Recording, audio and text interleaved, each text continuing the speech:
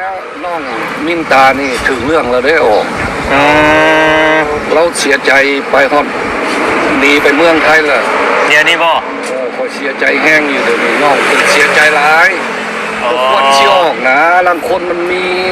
เบื้องหลังแนวนี้แนวนั้นเขาก็อยากให้ออกคอยกันอยากให้ออกเอาบัตรที่คนสมมุติว่าให้กำลังคบอยู่เดี๋ยวนี้นั่นคือว่าเพิ่นพร้อมออกบอกคือเพิ่นบ่พร้อมออกเอาบ่ให้ออกไงยังว่าค่อยง่ายบ่ให้ออกเลยบัดบ่ให้ออกมือแต่งงานคุณอยากออกล่ะไปออกโลดบัดมือแต่งงานเนี่ยจะรอให้เสียใจเพราะเรื่องนี้จะเข้าใจแล้วแล้วบัดนี้ทุกคนหรือว่าทุกคำหรือเจ้าเองก็ถามเจ้าว่าเจ้าคิดว่าน้องมิตาเนี่ยเสียใจแห้งเพราะเรื่องนี้แหละมีไทยอีหลีบ่เจ้าเชื่อบ่เอาขอถามเจ้าข่อยบ่เชื่อเจ้าบ่เชื่อเนาะในส่วนตัวของเจ้ามันบ่แม่นข่อยว่าบ่เชื่อบ่เห็นข่อยว่าเชื่อกะบ่เป็นหยัง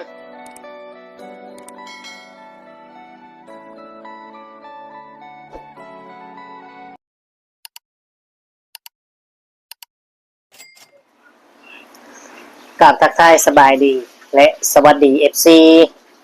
พ่อแม่พี่น้องหมู่เพื่อนเบิดทุกคนทุกท่านบ่ว่าสิอยู่ฝั่งไทยฝั่งลาวหรือว่าต่างประเทศเนาะก็ยินดีต้อนรับเข้าสู่ช่อง YouTube ตู้คำปันสุขพี่น้องเอ้ยเอามาเจอพ่อตู้คำมื้อนี้เนาะก็คือเก่าคือเดิมพี่น้องเอ้ยเนาะก็เห็นทั้งหลายคนไปอัปเดตอยู่ว่า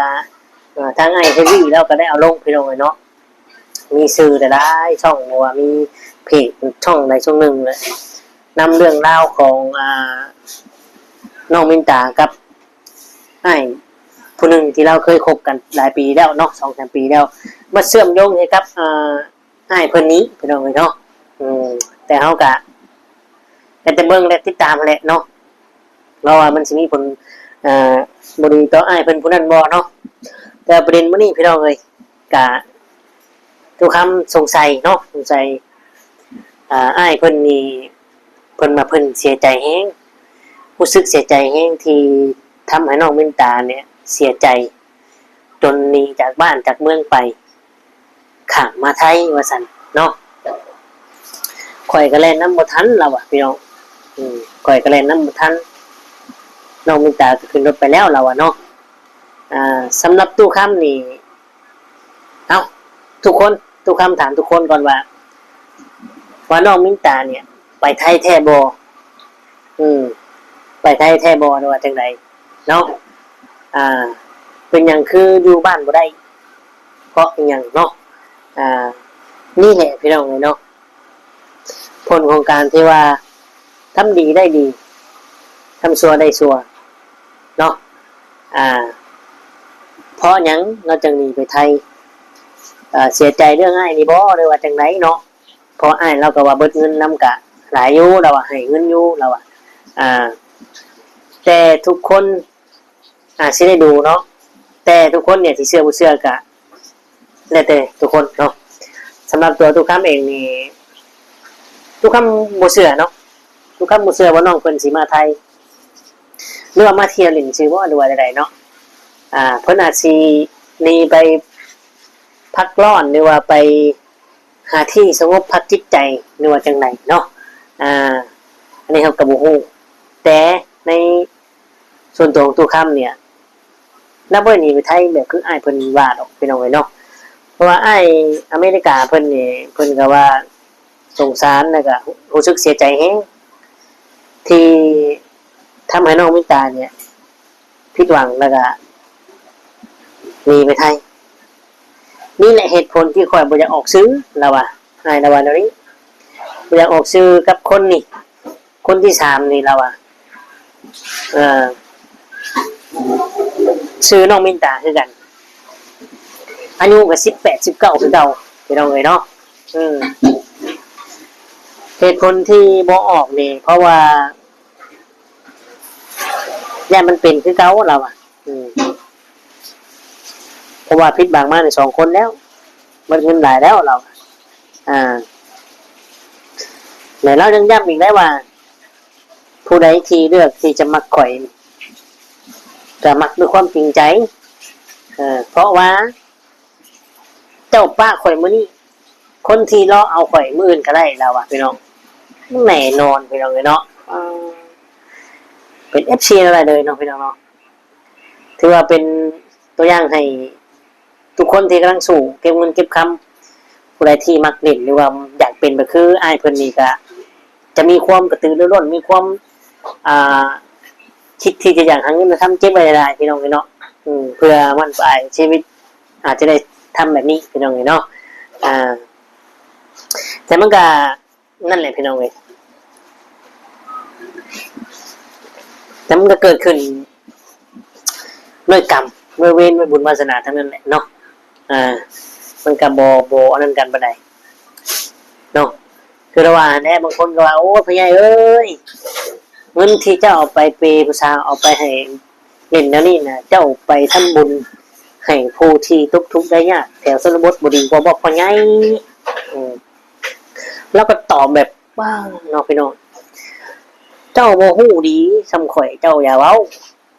และคอยฝากเตือนถึงคนที่มาคอมเมนต์เราเม่นให้มันเป็นข้อมูลเท็จจริงแน่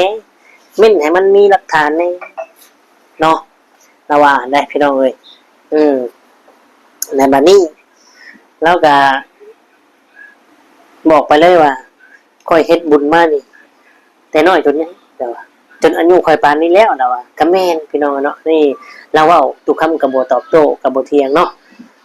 ทุกคำก็ชิดคือเราแหละเพราะว่าอายุเราฮอด70 60 70เลยเนาะเราผ่านอะไรอย่างมากมาย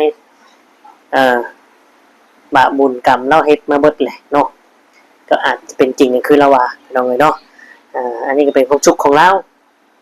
แต่ที่ทุกคนให้ความสนใจเนี่ยอยากรู้ว่าเราสิไปได้จังได๋ต่อเราสิเฮ็ดแบบใดพี่น้องเอ้ย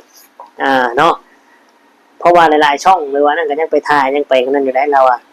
ถ้าอยากรู้ยังก็ให้ถามค่อยโลดเราคะแนนอย่าไปเว้าในสิ่งที่มันบ่ดีแล้วแต่ก็เบิ่งแล้วเว้านี่ก็คงสิบ่มีทุกข์อีหยังหรอกแล้วก็ยิ้มนัวหัวม่วนปกติเพราะหยังพอเราผ่านมาหลายแล้วเราฮู้บ่ได้หยังเป็นหยังแต่นี่เราน่ะสงสารน้องมินตาที่ทำให้เสียใจอันนี้เราอาจจะคิดไปเองหรือบ่เนาะที่ว่าทำให้น้องมินตาเสียใจและนี่ข้ามไปไทยเนาะเป็นเพราะว่าเรื่องนี้บ่เราว่านะรู้สึกเสียใจแฮงเราว่าทุกคำก็ตอบเลยว่าบ่แม่นเรื่องนี้น้องมินตาบ่ได้มีความรักต่อเราและบ่มีข้อมูลที่จะหนีไปไทยเพราะเรื่องนี้เนาะทุกคำคิดว่าแล้วนี่ไปพักร้อนที่ใดที่หนึ่งพี่น้องเอ้ยเนาะแต่ที่เป็นจริงเป็นจริงนี่ก็เฮาบ่ฟันธงแต่ในส่วนตัวนี่ทุกคำเชื่อแนวนั้นว่าบ่แม่นเชื่อว่าเราบ่ได้ไปไทยอยู่แล้วเนาะจะว่าเรื่องทุกคำนี่สบายดีบ่ใช่สวัสดีเด้อ FC ทุกคำ ทุกคนที่แล้วเว้าเรื่องที่กำลังเป็นกระแสอยู่นี่แหละเห็นเจ้าเฮ็ดคลิปมัดมือเลยบ่นี่ตัวคำเว้ยต้องคิดเนาะพี่น้องเพราะว่าเรื่องซี่นี่บ่ใช่ว่าจังได๋คิดที่คนสายคืนเนี่ยมาสายคืนเว้าคืนเนี่ยคลิปน้องมินตาตั้งแต่2ปีที่แล้วพุ่นเลยแต่ว่าเอามาลงมาเชื่อมโยงไปว่าเว้าว่าเขาว่าเฮาเนี่ยเป็นตัวหลอกลวงเพิ่นเพิ่นว่าเนาะแต่ว่าคลิปนี้น่ะมันเฮิงได้2ปีเลยบ่เชื่อมโยงกับไผเดี๋ยวนี้น่ะเชื่อมโยงกับอเมริกานี้จริงๆอเมริกาบ่ฮู้หรอกแต่เฮาก็บ่ว่าเนาะเรื่องนี้บ่ว่ากันผ่านไปแล้วมันผ่านไปแล้วแต่ประเด็นมื้อนี้ที่ทุกคำบอกน่ะข้อยสิถามเจ้าเอาว่าอเมริกานี่เราเสียใจแฮงที่ทำให้เรื่องนี้มันเกิดขึ้นทำให้น้องมินตาเนี่ยผิดหวังเสียใจจนน้องมินตาเนี่ยบ่อยู่บ้านน้องมินตาเนี่ยหนีไปไทยข่อยขี่รถนำก็บ่ทันเรานะและบัดนี้ข่อยถามเจ้านั่นเจ้าเชื่อบ่ว่าน้องมินตามาไทยและน้องมินตาเนี่ยเสียใจเรื่องนี้หรือว่าอ้ายเราคิดไปเองหรือมโนไปเองเพราะว่าตามที่ทุกคำบ่เชื่อนี่นั่นนี่เด้ทุกในบ่ใช่ ตอนแรกๆเราให้สัมภาษณ์น่ะคือเราเอาเองเองไปเบิดน้องมิตาบ่ได้รู้เรื่องหยังเลยอืม เดี๋ยวเสียได้บัดนี้ว่าให้น้องมิตาเสียใจ ก็นั่นแหละคือเราคิดว่าน้องมิตาหนีไปไทยเนี่ยเสียใจเพราะเรื่องนี้จะเข้าใจแล้ว อ๋อ และบัดนี้ทุกคนหรือว่าทุกคำหรือเจ้าเองก็ถามเจ้าว่า เจ้าคิดว่าน้องมิตาเนี่ยเสียใจแห้งเพราะเรื่องนี้แหละหนีไปไทยอีหลีบ่เจ้าเชื่อบ่เอาไปถามเจ้า ข่อยบ่เชื่อ เจ้าบ่เชื่อเนาะ เออ ในส่วนตัวของเจ้ามันบ่ แม่นข่อยว่าบ่เชื่อบ่เห็น สิ ข่อยว่า เชื่อกะบ่เป็นหยัง บ่ จะถามว่าถ้าน้องมิตามานี่ก็มาได้ มาได้ แต่ว่ามันต้องมีคนอยู่พี่ แม่น คือจังเฮาอยู่สิ แม่น มีญาติพี่น้องในหมู่เพื่อนสิลงมานี่ แม่น ลงมาเฮาแต่ถ้าให้น้องมิตามาเองนี่ มาบ่ได้เลย บ่กล้ามาเนาะพี่น้ บ่ อง กล้ามาน อกจากมีญาติพี่น้องคนอยู่ ถึง พี่ มากับบ่ฮู้สิไปใส่ แม่น น่าสิบ่แม่น มั ว่าน ต้อง น่า ติด สิ ต่อ มาบ่ได้ ตอนยังมันก็บ่ได้ ต้องมี หาง่ายเนาะ หมู่เพื่อนบ่หรือว่าญาติพี่น้องอยู่พี่บ่น่าสิมาได้แบบนี้ ก็คิดว่าเราไปใช้ทุกอย่าง หากชาข่อยเบิ่งคลิปเบิ่งหยังนี่ข่อยว่าญาติเราหนีไปอยู่บนใดบนหนึง เนาะ ครับเบิ่งนี่แหละ ถ้าว่าเฮา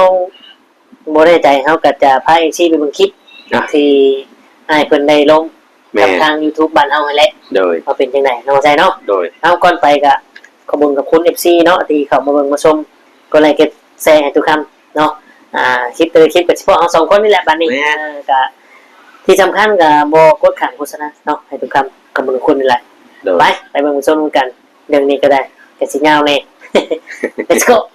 โอ้เขาว่ายูซิโนว่าซั่นเขาก็ลงมาเช้านี่ปั๊บ เคยมาจะเทื่อมา บ่ หา แล้ว ยังบ่เคยมาเทื่อบ่ บ่พ่อไผบ่เลยเกี่ยว อ๋อ แต่ยังว่าลงมาโรงแรมนี่แหละก็พ่อเพิ่นมาโลดเบิ่งรูปโลดผู้ดีก่อนว่าซั่น เออเอ ไป อ โลดไปแล้วก็ถามโลด ตอนนี้ยังฝากอยู่โรงแรมนี่อยู่บ่ ย้ายละ ง่ายอยู่ใช้บัตร คอยย้ายไปอยู่เหนือพุ่นเพ อ๋อ ราะว่ามันโรงแรมเดี๋ยวนี้คอยว่าตะกี้คอยมีจุดว่าอยู่น้ำเมียเลย อืม เขายังบ่ฮู้ว่าสิแน่นอนบัดเดี๋ยวนี้หันบ่มีเลยเด้ไปเซาอยู่มันถึกเลย อ๋อ เซาเป็นห้องแถวนะคันเซาอยู่นี่เดือนหนึง7 ล้านคันเซาอยู่หันมีแต่ล้านหาแล้วก็หาก็ไปเซา2 มื้อนี่นะก็ยังว่าเป็นกระแสอีก อ๋อ ค ไป นเราไปซื้อเตียงอยู่หันไปใส่บนนอน เห็นอยู่เห็นในคลิปว่าคือว่าไปชื่อเตียงมาจะมีคนที่ตามเข้ามาแล้วว่ะ คอยก็บ่ได้เว้าเรื่องนั้นแต่ว่าไปซื้อเตียงไปนอนตัวละเขาเราถามว่ามีผู้สาวบ่มีว่าทุกคนเอามาเดียวพร้อมกันว่า บาทเดียวแล้วเนาะมานั่ง นี่ได้ตั้งหนึงเหรอ เอาบ่จอย ก็ตั้งหนึงเหลืออยู่อันอยู่3 คนเท่านั้นตัว 3 คนนี่แหละ เอา ได้อยู่แล้ว ได้ตั้งสีดำก็ได้คือกันเชี่ยวน้ำข้าเจ้าขอเชี่ยวมาเสร็จดังอยู่ที่เนาะ ดังอยู่ดอกได้ยินอยู่ดอก สบายดีเด้อ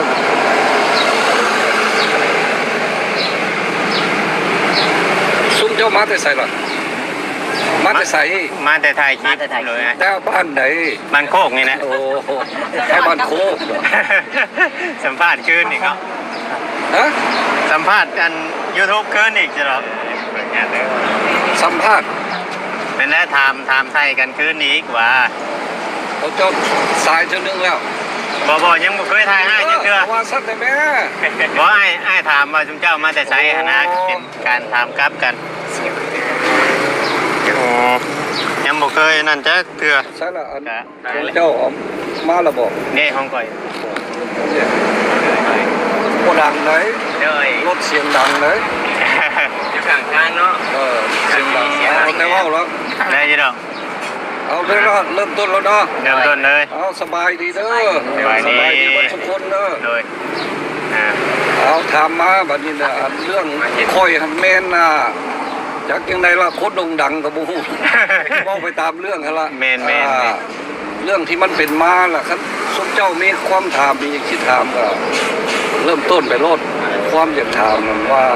แต่ว่าค่อยนี่เป็นคนมาจากอเมริกาพุ่นล่ะ โดย คอยมาโซกหาครูแต่อยากได้ลูกได้เมีย อยากได้ลูกและเมียอยู่พี่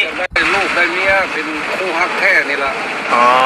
มันก็เกิดมาเป็นเรื่องเป็นเล่าวไปก็ยังบ่ทันได้ป่านนี้ ยังบ่ได้อยู่บ่เดี๋ยวนี้นะ โศกชะตา เอ้าเมื่อกี้นี่คือว่าสิบอกว่าคือว่ามีคนที่สามเข้ามาแล้วจ้ะ ยังบ่ทันกำลังสิล้มอยู่เดี๋ยวนี้สิ อ๋อยังล้มอยู่ แท้บ่ แบบว่ายังเชิบเบิ่งก่อน กำลั เนาะ งอยู่ทิศหน้าสิฮู้ผู้ดิ กำลัง กำลัง เลยสิเปิดตัว YouTube บ่ บ่ให้ออกเทื่อย่านมันเป็นเรื่องเป็นราว เอาเป็นยังคือไหวออกไง บ่แล้วน้องมินตานี่ถึงเรื่องแล้วได้ออก อืม เราเสียใจไปฮอดหนีไปเมืองไทยแล้ว เดี๋ยวนี้บ่ โอ้คอยเสียใจแห้งอยู่เดี๋ยวนี้น้องเป็นเสียใจหลายควรสิออกนะบางคนมันมีอยู่เบื้องหลังแนวนี้แนวนั้นเขาบ่อยากให้ออกคอยกันอยากให้ออก เอาบัตรที่คนสมมุติว่าให้กำลังคบอยู่เดี๋ยวนี้นั่นคือว่าเพิ่นพร้อมออกบ่คือเพิ่นบ่พร้อมออก เขาบ่ให้ออกก็ยังว่า แต่ถ้าง่ายบ่ให้ออกเลยบัด บ่ให้ออก เอ จ อน มือแต่งงานพุ่นอยากออกล่ะไปออกโลด แต่พอบัตรมื้อแต่งงานเนี่ยจังว่า เพราะว่าจะลอยไปเว้าให้เขาแล้วบ่ดีเขาใจ โอ้ บ่ โดย ให้เว้าแต่เท่านั้นล่ะผู้ที่สาม อ่า แต่ว่าเดี๋ยวนี้ครับมี5คนเดี๋ยวนี้ 5 คน เสนอกันมาเดี๋ยวนี้จักเจียวผู้ใด เอา5 คนนี่อายุยังน้อยบ่ 18 18เบิดเลย 19ผู้หนึง 19ผู้หนึงไกลหันน่ะ18 18 เปล่า เสนอมาเมื่อนี้หัน3คนผู้กร2ก็เลยเป็น5อุกใจบ่จักแนวสิเฮ็ดเด้อ ก็ให้เขาตัดสินใจเอาเองเรื่องอันนี้นะเพราะว่าเขาไปเล่นน้ำข้าเจ้าก็ว่าเขาสิเอาฉันเอาก็เอาบ่ได้ แต่ละคนนี่เมื่อเห็นเพื่อนเห็นซ่านเขาดับ เห็ เบิล นแล้ว อ๋อเห็นมาแล้วเนาะนอนกันซ่านแล้วเห็น เห็น พ่อคนแม่แล้วเป็นไงซะ พ่อแม่ก็ยังบ่ทันเห็นอยู่ ยังไม่ทันเห็นเนาะ มีแต่ล้มกันก่อนตาว่านั่นแหละจึงคอยไปหาพ่อหาแม่เขา โอ้ แต่ว่าความล้มกันนี่แหล้วว่าเจ้าสิเอาค่อยบ่เอาผู้นั้นก็ว่าเอาผู้นี้ก็ว่าเอาให้ตกลงกันดีๆแล้วจะคอยมาล้มกันว่ะแล้วจะคอยไปหาพ่อหาแม่ เดี๋ยวนี้ใจนักทั้ง19บอกคือ18เดือน ได้เบิด ไล่เบิดบ่ห่างโมเมนต์ไม่ห่างไม่ยังบ่ผู้สาวเด้อบัด สาวน้อย18 ปีมีแต่ผู้เดียวนี่ล่ะผู้อันน่ะสมหวังนี่ล่ะไม่ห้างแต่ว่าคอยรับเราที่จริงคอยบ่ล้มมันหักบังเอิญเลยอ่ะแต่ล้มเมื่อละคอยก็เลยรับเอา เพราะแต่ก่อนนี่คิดในใจนี่สิบ่ล้มไม่ห่างเลย บ่แล้วคอยเสนอมาคอยอยู่อเมริกาคอยเบิ่ง YouTube บันเขาหาคู่หาคู่ของสาวลาเปลี่ยนนี่กับแม่สมหวังคอยอัดคู่ไว้แต่ละคนโอ้ คนละมาซอกบ้านนี้เขาอายุสวรรค์ว่าซั่นซุ่มนี่มาถามอยู่สวรรค์โอ้เขาอายุซีโนว่าซั่นเขาก็ลงมาเศร้านี่ปั๊บ เคยมาจะเทื่อมาหายังบ่เคยบ่เทื่อบ่ บ่พ่อไผบ่เลยเกี่ยว อ๋อ แต่ยังว่าลงมาโรงแรมนี่แหละก็พ่อเพิ่นมาโลดเบิ่งรูปโลดเอาผู้ดีก่อนว่าซั่นไปโลดไปแล้วก็ถามโลด ตอนนี้ยังฝากอยู่เงียบนี่อยู่บ่ ย้ายละ ง่ายอยู่ใช้บัตร คอยย้ายไปอยู่เหนือพุ่นเพราะว่ามันโรงแรมเดี๋ยวนี้คอยตะกี้คอยมีจุดว่าอยู่น้ำเมียเลยเขายังบ่ฮู้ว่าสิแน่นอนบัดเดี๋ยวนี้หันบ่มีเลยเด้ไปเซาอยู่มันถึกเลยเซาเป็นห้องแถวนะคันเซาอยู่ในเดือนนึง7 ล้านคันเซาอยู่หันมีแต่ล้านหาแล้วก็หาก็ไปเซา2 มื้อนี่นะก็ยังว่าเป็นกระแสอีกพอเราไปซื้อเตียงอยู่หันไปใส่บนนอน เห็นอยู่เห็นในคลิปว่าคือว่าไปชื่อเตียงว่าจะมีคนที่3เข้ามาแล้วว่ะ คอยก็บ่ได้เว้าเรื่องนั้นแต่ว่าไปซื้อเตียงไปนอนตัวละเขาเราถามว่ามีผู้สาวบ่มีว่าสิมาได้ไว้นี่แหละว่าซั่นแต่แม่นแท้สิมาอีหลีแต่ว่าบ่ฮู้ว่าสิลมไม่ตกแตกในทิศหน้านี่ผู้ที่ให้ฮู้แล้วก็ มันหนักเห็นในไรมันหลายคนแท้บ้านนี่ เอาคอยสิล้มหลายคนคนต้องผู้นี้คัดดาว่าคนบ่ได้ผิดกันแล้วต้องไปนะสนา สร้างซา เบิ่งเนาะ แม่นแล้วก็บอกให้กันฮู้ว่าคอยล้มผู้นี้อยู่เดี๋ยวนี้ทันทหารที่ยังขึ้นมาอีกแล้วก็สิมาหาสู่เจ้าให้เว้าไว้แล้วเจ้าสิไปไสก็เรื่องของเจ้าอยากได้เจ้าก็ทาน วันนี้สมมุติว่าได้ลูกได้เมียแล้วเนาะยังสิกลับไปพุ่นอีกอยู่บ่ แล้วเขาก็อยู่นี่ล่ะ อยู่ลาวเลยบ่บัดนี้ เพราะว่าคอยเป็นคนรีไทายเลยผมคอยมาอยู่นี่คอยก็เลี้ยงลูกเลี้ยงเมียได้เพราะว่าเขามีเงินเบี้ยบำนาญเนี่ยแล้วก็สิอยู่ไปจังซี่ล่ะ วันนี้สมมุติว่าแต่งอีกก็สิแต่งซ้ำเก่าบ่เมีย เว้าอยู่คือเก่า ซ้ำเก่าเลยความเว้ามาแล้วบ่ให้ผู้นี้เท่านี้เท่านั้นแต่ว่ามีอยู่ผู้หนึงเดียวนี้เราบ่อยากเอาแพงเราเว้าเอาเองซ่ามาเองอันสู้อื่นผู้อื่นถามมันแท้อันเดียวกันหมดขอบ่เว้าบ่เฮ็ดโลโลเลๆคือว่าสิแต่งงานแม่นมมันให้$10,000แล้วก็แต่งเรื่องดองเรื่องนี้เรื่องนั้นครับ ค่าใช้จ่าย ค่าใช้จ่ายเดี๋ยวนี้ก็อาจสิบ่เสียหลายแล้ว เพราะว่าวางแล้วเนี่ยมันผิดบ้านผิดเมืองเขาจับมันบ่แม่นงานมันมันกินดอง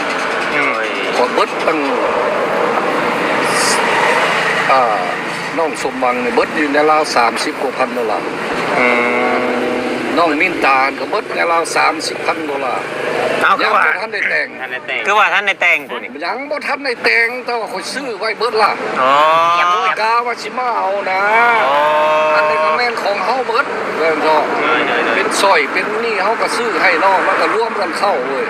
แปลงเรือนแปลงซ่านซื้อรถซื้อนี่ซื้อนั่นให้วันนี้ ถามมาก็เห็นเอาเนาะ คือกัน เป็นยังไงบ่ใส่หลังจากที่เจ้าได้ชมในเบิ่งคลิปแล้ว การที่เราว่าหมดหลายแล้วเรากับที่ผ่านมาและบุคคลที่คบอยู่นี่ก็ชื่อน้องมินตาเหมือนกันเนาะ แม่ บ่ออกชื่อเราอ่ะยังมีอีกบ่ นางมีเราอ่ะ เช้าข่อยเบิ่งนี่ไม่เห็นบ่ครับ แล้วยังว่าเราว่า ข่อย มีคนรอคิวเต็มอยู่เราอ่ะ อันเราเว้านี่ข่อยย่านเราหมู่ไปซื้อข่อย50ข่อยน่ะ แต่ว่าคนนี้อยากออกชื่อเราอ่ะถ้ามีเท่เราต้องออกชื่อเนาะ แม่นเพราะว่าเราแบบเป็นคนของในโซเชียลอยู่แล้ว มาจาก YouTube อยู่แล้วเนาะ แม่นเราต้องออกซื้อ แม่น ถ้าข่อยว่า60 60บ่60 40ใช่ปะ แต่ว่าเรายังว่าเขาเบิ่งเมื่อกี้แล้วว่า เรื่องกระดองนี่ที่บ่าวเวียงถามได้ว่าเรื่องกระดองนี่ยังสิแต่งซ้ำเก่าบ่เราว่าบ่แต่ว่าแต่งคือเก่านุดลงแต่ก็แต่งคือเก่าเราอ่ะแต่ว่ามีผู้นึงเราโทรมาว่าบ่ให้แต่งแพงเราอ่ะ หรือว่าเราบดเงินบ่ บ่แต่งก็ได้แต่เงินนี่บ่บ่ดอกเดี๋ยวเราบอกว่าเรากินบำนาญนี่เด้ กินบำนาญกับ เกษียณเพราะว่าทางอเมริกานี่สิจ่ายเราทุกเดือนละ20 ล้าน10 ล้านผู้ใดเราถึงกล้า20 ล้าน10 ล้านกับนั่นได้บ่ครับเอ้ย แป๊บเดียว เป็นคือกันได้แป๊บเดียวได้คือว่าแบบสายเปย์แบบนี้นะ ที่ว่าเราสิเฮ็ดอะไรเนาะถ้าเราบริหารเงินเป็นนี่ก็ยัง เฉพาะค่าเช่าอีกเด้แต่เราว่าเราย้ายแล้วเมื่อกี้เราว่าเนาะ แม่น เราว่าเราย้ายไปมองมันถึงแล้วเราอ่ะนะพี่น้องเลยเนาะแล้วมีแต่ว่าประมาณนี้คลิปนี้ก็ฝากไว้กันคือเก่าโดยแต่ทุกคนรอติดตามว่าทุกคำจะเฮ็ดจังไดต่อเดี๋ยวทุกคำสิบุกไปหาเราเลยอีกบ่โดนเนาะแต่มื้อใดเดี๋ยวรอติดตามพี่น้องเลยเนาะ FC รอติดตามเบิ่งว่าตู้คำสิไป แท้บ่ หาเราแท้บ่เนาะ แม่น เอาสำหรับคลิปนี้ก็ประมาณนี้เนาะ โดยขอบคุณ FC ที่เราเบิ่งมาชมกดไลค์กดแชร์ให้เนาะสำหรับคลิปนี้เรา2คนก็จะได้กล่าวคำว่า สบายดีและสวัสดีครับ